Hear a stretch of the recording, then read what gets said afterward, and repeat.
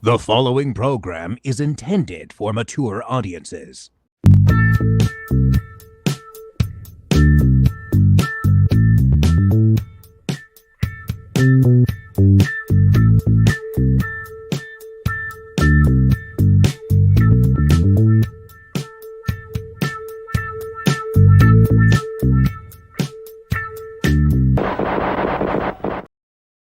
Oh, yeah. We're live from Linda Blair's No Place for Flesh Wound After Dark. I'm Flesh Wound Dan, joined by producer Todd. What's up? Who is muted? Who muted himself? I'm just going to talk like this the whole show. That works. Well, that's too loud. Sorry, my bad. That works. We can just do the ASMR stream. There you go. That'll probably break. What is it? Animal Instincts has the record now, I think. Yes, it does, Dan. There you go. We're just gonna blow up the fucking internet. I'll tag ASMR now. There you go. I'm gonna tag it ASMR. I don't know what that means still, but I'm still gonna tag it. So It's gonna accidentally tag ATM. Well, that'll get some clicks too. That'll get some clicks too. You know, we're talking Wings Hauser tonight. You know, Wings Hauser's gone ass to mouth for sure. In the last 24 hours. For sure. He's going ass to mouth right now. Right now as we speak. Wings Hauser's the man. So yeah, we've got a pair of erotic thrillers that, in all honesty, are like never talked about. You're hard pressed to find anybody talking about these films, which if I'm not mistaken, I believe at least one aired on USA Up All Night, but we'll get to that. Definitely aired on Joe Bob. Okay, yeah, and I have a vivid memory. I could be wrong. For some reason, I could have sworn, but it's very possible. I can only confirm there is a Joe Bob. Yes. But which we'll talk about. But we're talking about Bedroom Eyes 1 and 2, which we'll get into here. Surprised these aren't talked about more because, you know, Linda Blair's in one of them, in the second one. And you would kind of think that these would be a little bit better known, but you rarely hear about these, which we were talking like some of the stuff we haven't done yet. And it was like, oh, well, yeah, Bedroom Eyes. Even I kind of forget about them. So I'm glad we're doing them tonight because there's some big names in these and some time in between too. Because one kind of predates the erotic thriller boom, the first one, but yeah, even before Basic Instinct. Sorry, Fatal Attraction. Yeah, it does by 3 years, I believe. So yes, so we'll get right into it with the 1984 William Fruet film Bedroom Eyes. And in this one, a young businessman out jogging one night sees a beautiful woman undressing in her bedroom window and is compelled to return every night to watch her until one fateful evening he witnesses a murder in the same apartment and soon becomes the prime suspect because of a variety of circumstances evolving from his voyeurism. All right, so here we are. We're definitely in the 80s, that era where a creepy voyeuristic pervert could be your protagonist. And there you go. The good old days. a lot of time these movies would not fly now. Like, the good old days. I don't know what you're talking about. Like the whole thing can be just this guy going back and every night just to sort of like spank it in the bushes to a woman's sexcapades, and then like he gets the girl, he saves the day. Like, yeah, definitely not happening now. So this is from director William Fruet, who's very prolific. He's the director of Spasms, Blue Monkey, Killer Party, Funeral Home. Did a lot of TV. He directed a good chunk, actually, of the Goosebumps TV series. Stuff like Animorphs, Poltergeist, The Legacy. In my opinion, one of the greatest horror TV series ever, Friday the 13th, the series. I'm a huge fan of this director. He's somebody that's, somewhat known, I guess, but that name should be out there more than it is. He is a living legend, actually. He is, I believe, in his 90s now. William Fruitt, so much amazing work out there you should check out from him.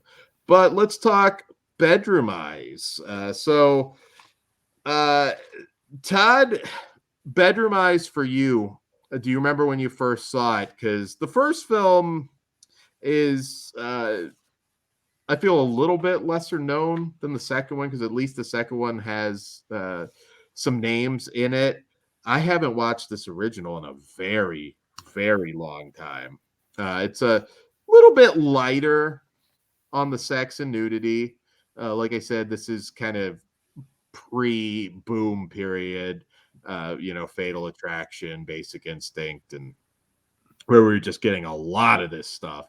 But yeah, where do you fall on this one? This is one that I actually didn't see until the second one came out, because the second one was during the boom, and I was like, all right, Yeah. we got Linda Blair, I'm going to check this out. Absolutely. So it, of course, immediately triggers me. I got to see the first one too. Mm-hmm. So I'm trying to remember. I don't remember if I got them on the same day or I got Bedroom Eyes first, but yeah, I remember. I really do like the second one, and I always have. This one is a little bit lighter than I remembered. But I only saw this one maybe once or twice. I am a fan of Linda Blair, so I did watch that one a few more times. So, But yeah, I mean, it kind of gives a glimpse of what the genre is going to have to offer. It's just a lot lighter. This is definitely one I feel like it is more of definitely one to see. No, I don't even want to say definitely see it at the beginning. I think you want to go with the stronger one, but this one's more of deep cut. I think the second one, which we'll talk about more, will probably have more fans. It's funny because you watch this character, Harry Ross, who does return in the sequel, kind of, sort of, which we'll get into, but this isn't like a sort of Rear Window sort of thing where it's like you're just like looking at a neighbor. Like, he's really going out of his way to be a pervert, which I think is so funny in this one. Like, he's really like going through the motions, trying to avoid the neighbor, to just be like right up on that window. And yet again, he is the protagonist in the story. It gets a little bit kinky. He witnesses some BDSM shenanigans going on. It's not a good entry film for you guys that might be watching these shows trying to get into erotic thrillers. That's not to say that it doesn't have some steamy scenes, but it's also a movie, quite frankly, that could really use an upgrade, because I don't think there's any kind of HD version of it anywhere. Something that, quite frankly, I think might actually sell pretty well based on the director, and just in general, I could see these movies doing well. Maybe a double feature Blu-ray would be really cool. I enjoyed this, but I think I don't know that there's going to be that appeal if you didn't kind of grow up with these. Yeah. It's never a boring film. I think it actually is fairly well paced. Harry gets hypnotized to kind of piece together all of the events. It's a pretty cool little finale. But certainly the erotic thriller genre was still evolving at this time. And It's interesting the 5-year gap in between with the sequel, because that's a long time. They tended to capitalize pretty fast on these later on, so kind of weird that we waited that long to get our follow-up. There's a little bit of suspense here. Like I said, it's a very uh, very 1984 movie. We always say like they don't make them like this anymore. That would probably be my biggest pitch for it. Do you have to watch it? Well, I would strongly suggest you go through the Shannon Tweed, Shannon Weary, the two Shannons catalog first in your journey through erotic thrillers. But if you find that you really enjoy them, I think there's a lot to like here. But just understand that most of the steamy stuff is very early on after the murder. So there's not a whole lot to be had. But I did enjoy it, and I would actually pick up a Blu-ray if they ever got around to it, which would be nice, or even just an upgraded DVD would be. I am not wonderful. settling for DVDs, Dan. Stop putting that out in there. Where we want Blu-rays. 4K. Blu-ray. 4K. If Showgirls gets a 4K, we want Vinegar Syndrome 4K for this. I'm not going to get that greedy. I'll take Blu-rays. Here's my pitch. I don't know who's got the rights now, but I'm going to make you a millionaire because I don't have the right to Bedroom Eyes. You put a slipcover with like blinds that you can like flip up, and you got a naked lady behind the blinds. Flip it up, Todd. Multi-millionaire. Now I'm going to have to go out buy and cut. it. Now I'm going to have to go cut this out so we can use the idea, Dan. Oh, well, you know what? If you do a cut, just cut to where we're at now. Dan's, you just didn't hear Dan's $1 million idea because Todd wants to use it, but it is a fucking whopper. So keep an eye out. I'm just going to leave it in. Well, shit, Todd. Maybe we'll put something out. I think it's a good idea. It is a good idea. Got to work out the mechanics, but I am a genius after all. So yeah, this is kind of a goofy little movie. Kip Gilman. What to say about his performance? I don't know if he ever fully pulls off heroic, but again, he's kind of a creepy pervert who's like going out of his way to get. This isn't just somebody like, oh shit, I'm looking out my office window and the neighbor is Baron or Beaver right there. Like this is kind of like you're going out of your way. It's like the like Night Eyes when you're like planting the security cameras. It's like hard to explain that in 2023 why that guy's the hero. But he was protecting her, obviously. He's protecting her and all the but you know what? These women, all their stalker movies, I mean romantic comedies, no one gives them shit. So you know what? We're standing behind our Bedroom Eyes, and it was not creepy. As your romantic comedies teach men how to be better stalkers. I was trying to protect you. Then she like turns and looks. It's like a trash can full of Kleenex. I was doing other things, but I was trying to protect you. God damn it. All right. So Tad, what do we rate 1984's Bedroom Eyes? I gotta go 2.5. I'm 2.5 as well. Because I liked it. I don't know that that's going to be the case for everybody, but I do.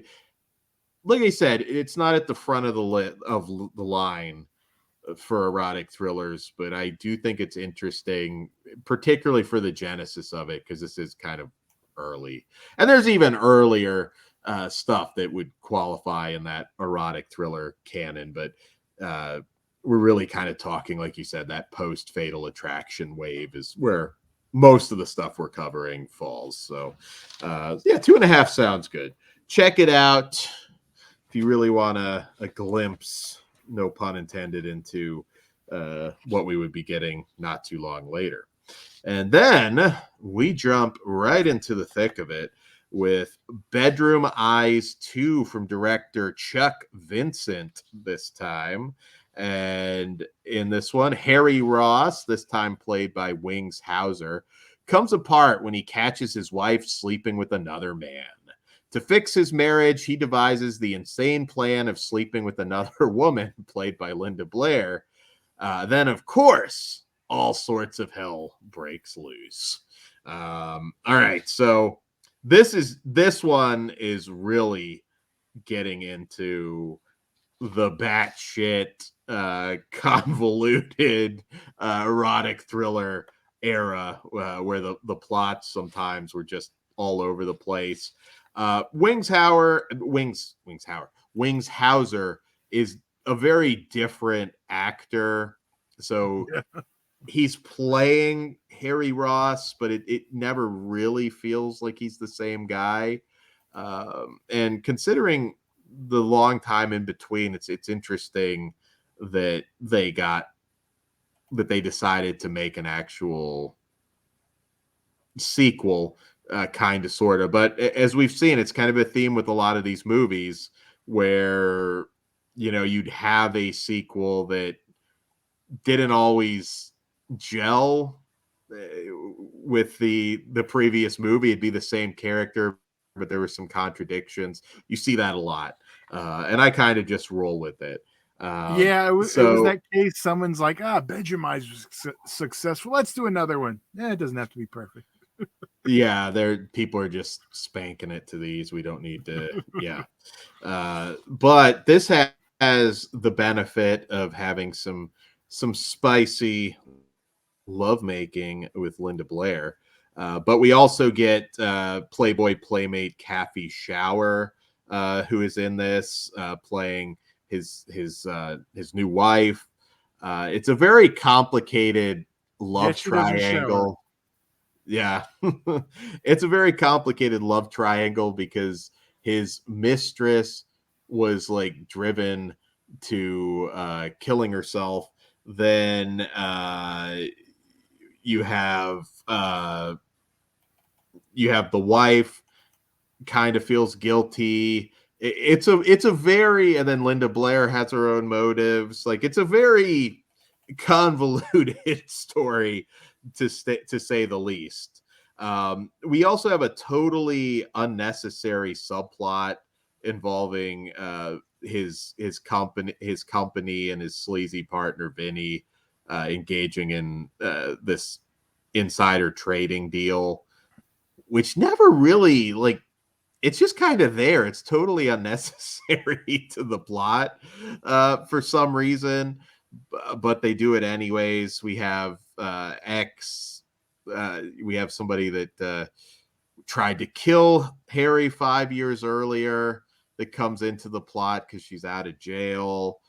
This movie, in a lot of ways, is like a real fucking mess, but I think it's an entertaining mess. In fact, if I'm not mistaken, I believe Wings Hauser was actually dating Linda Blair at the time, or maybe after this. I think they were an item at one point. You get some glimpses of some Linda Blair nudity in this, which is the big selling point. Obviously, we've got the new Exorcist coming out, so we figured it's a good time to talk about these. I know you were Linda Blair was always a big crush for you, wasn't she, Todd? One of many, but she was, yes. I was younger, so it wasn't weird. So I was still a child.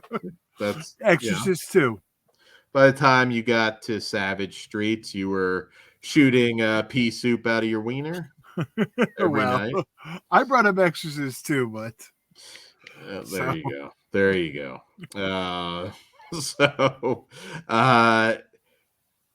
This one's definitely, I think, the more entertaining movie. Does it matter if you saw the first one? Not really. You could say that about 90% of these, though. Yeah, but there's some, like, I think Night Eyes. But you don't need to see the one before. You see, there's the difference between needing to. Like, you can go in and watch any of those. You don't need the backstory. As long as you know he's a security guard, you're fine. But watch them all in order. I like how in some of these movies, like there's a conflict, but then it's just like boom, resolved with the makeup sex immediately. Uh, in this Accurate. one. And I believe there's actually a line you kill for love in this, which I think might be, I don't know, maybe where they got the idea for the documentary We Kill for Love. We'll have to ask. It could have come from this.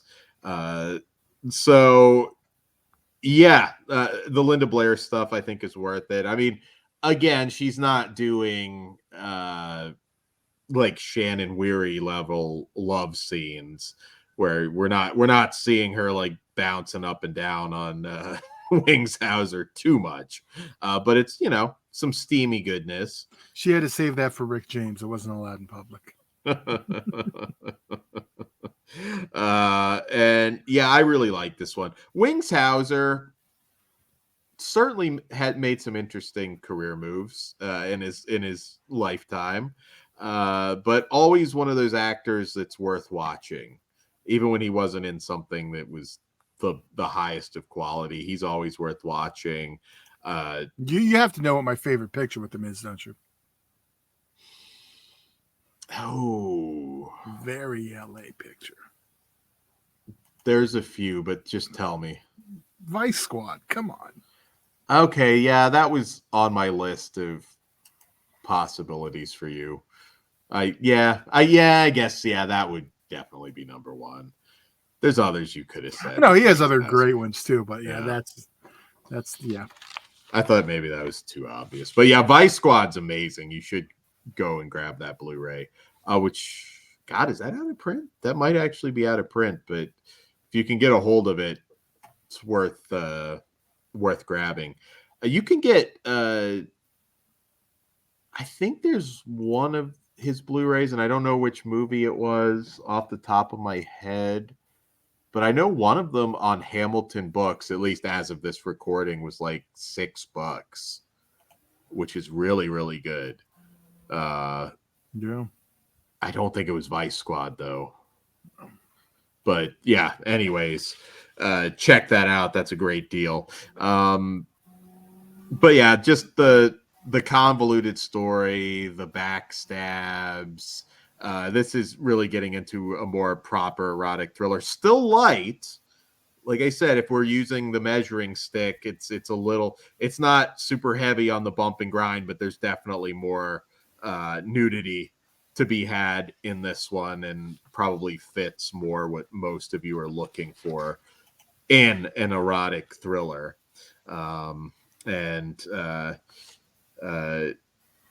Yeah, I like this one. I like this one a lot.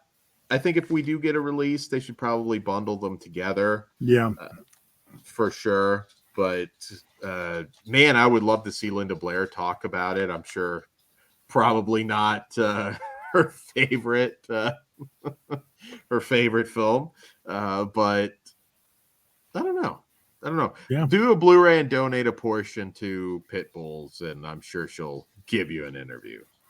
And on that note, that's really all I have. So let's go ahead and rate this one. Let's rate it. I really do have fun with it. I'm a 3.5 on this one, a strong 3.5. I am a 3. I like it a lot. I never had the same lusting for Linda Blair as some people do. So I was the right age. Yeah, no, I get that. So but if you it's a very specific movie. Oh, 100. Yeah, 100%. And Savage Streets, though. Yeah. And rest in peace, Chuck Vincent, because he's been gone a long time, but a lot of great movie memories. It feels with like him. We've underrepresented his catalog, and we haven't talked enough about him, honestly. Most of his content would be more After Dark. Oh, for sure. But like not really like shoehorned in erotic. It kind of like jumps around everywhere. No, he's somebody, and I think because he's been gone so long, but Wimps, Wimps. that Didn't he would be do? something to cover that I'd love to do. Didn't he do Uh, prep school preppies? Preppies. There's he so many did of those. Sex Pot, I think. I don't Okay. think he directed Preppies. I know it's from that same era, and No, he did direct Preppies. No, he Okay. did. He did. But I remember like Hollywood Hot Tubs, and Yes. I mean, he was one of those, adult directors who was able to make that transition and did a lot of mainstream movies. So I think he's fascinating. Maybe at some point we'll do like a director's spotlight on him, maybe doing a classic adult film and tackle some sex comedies. Blue Summer might be one that might be worth trying. But Wimps and Preppies, I feel like that's a good one there. Yeah. Of course, we do it, and then they'll announce a new Blu-ray. But Well, we already have one thing. so, guys, Go ahead. No, go for it. Wrap us up. Get us out of here. Oh no, So, guys, patreon.com/fleshwoundfeatures. Check out all our other erotic thriller shows. They're very popular. Like I said, Animal Instincts. Shannon Weary is the queen right now. We'll just judge it based on clicks, and that video is like 10,000 plus and There's no rising. wrong answer with the two. I don't think you have a wrong answer with the Shannons. Yeah, it's although I will argue which one's bigger. Yeah. But I'm saying you can't go wrong with either. But in terms of fame, yeah, one definitely eclipses the other. And I think Body Chemistry's in the second place as far as our erotic thrillers. That's like well over 9,000. So it's awesome. I hope anybody that's considering releasing some of these films watches these shows, because there's an audience out there that remembers these films fondly, and we definitely like to see more. Culture Shock's already started a new line now that is their first Virgin High, which isn't sex comedy, but that's sex comedy. I'm sorry, it isn't erotic thriller, it's sex comedy. Erotic thriller, but the line's gonna tackle both. So I mean, that's like the perfect line for us, right? Sex comedies and erotic thrillers. Well, yes, please. Oh, absolutely. I really hope that sells well. Because the fact that it's a Vinegar Syndrome partner label, it's going to justify more. They're going to sell well. At the very least, they'll sell those slip covers out. Yeah, I always and I used to argue with him about it on the old Code Red boards, but Bill Olson, sex comedies don't sell. They have a history of that being proven right, though. Yeah, I don't know if it's like a different time now, though. Just something about 2023 and people really feeling that heavy nostalgia, because we're several years now without really having that be a thing, and it wasn't maybe totally dead at that point when I was arguing that on the Code Red board. So you're probably right. It wasn't. You think about it, like if you were around at that time, there's a lot of people that know the names of Shannon Tweed, Julie Strain, Nikki Fritz, and Kim Dawson and Kira Reed, one of my personal favorites. They know those names, and I think there's more of an interest than you think. So, guys, if you're out there, you should be buying these when they come out, because they're so underrepresented. Don't buy like your seventh if you can buy your 7th or 8th copy of Army of Darkness, but also consider picking some of these up, because we get to a point where I want to make sure all these have a home, even if it's streaming. I mean, but restore it and get them out there, because I think it's important. I certainly love these films. Todd loves these films, and Flesh Wound Features, and we definitely love these films. So erotic thrillers forever. We will be back with more. We're going to have a TV. We're going to have more TV after dark as well. We're going to, and this won't just be erotic thrillers. We're going to tackle some more just straight up softcore stuff and different series. It'll be great. So our next double is won't even have a erotic thriller. Yeah, we're going somewhere, doing something different. yes. So on that note, guys, good night and stay sexy. Yeah. All right, guys. I'm sorry. I'm scratching.